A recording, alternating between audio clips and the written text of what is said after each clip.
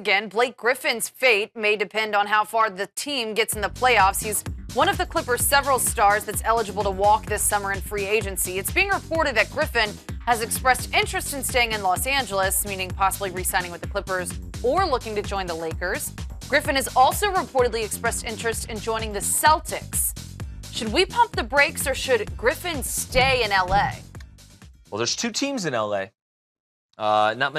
No city really has that other than Brooklyn and the Knicks. I do think that Blake Griffin has done everything he can with the Clippers, in my opinion. Now, I think he could re-sign with the Clippers because he's going to get more money there. If $3 to $4 million additional dollars every year matters to him, we'll see. I think he knows, I think he knows he wants to have a career in Hollywood after this. He's already been on Broad City. He's very good. I think his Kia commercials have been very good. I think he knows there's already a niche for him, and it's going to continue to broaden throughout his career. And he can play for 5 to 10 more years, and I think it's going to happen. He can get a max deal pretty much anywhere else, I think.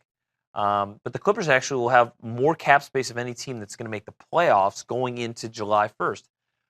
Boston, they have to decide if Blake Griffin's the type of guy they want. I think they want a perimeter 4, at least in the last 2 to 3 years of Al Horford's contract.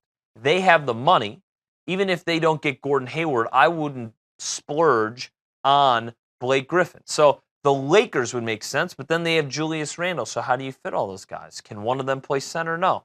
There's going to be a hitch on those three teams, the Clippers, the Lakers, and the Celtics, which probably at this point, which is very preliminary, would be the front runners for Blake Griffin. But I really think that if the Oklahoma City Thunder can trade away Steven Adams, the problem is he's from Oklahoma. He's a Sooner. Going there might be a great fit and a huge selling chip to potentially keep Russell Westbrook around. But the problem is they spent all their money on Oladipo and Adams, and I don't think that was right. And I think if you have a player that's already saying, I want to be in LA, going to Oklahoma City is a completely different lifestyle. Except he's from there. Right, but he's not saying, you heard him mention another city that he'd be willing to go to the Celtics. And Boston's, not to the Thunder.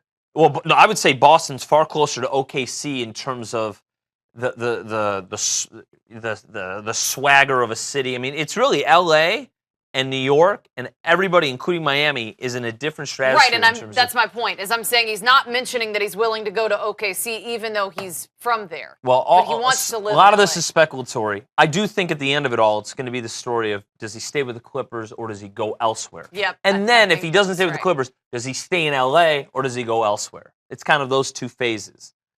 It's interesting because we're seeing LeBron and we're going to see a lot of other NBA players in the next 10 years because of the crossover, not just with hip-hop music, but in Hollywood. They're going to be setting up their homes and their second careers in Los Angeles before they even retire from the league.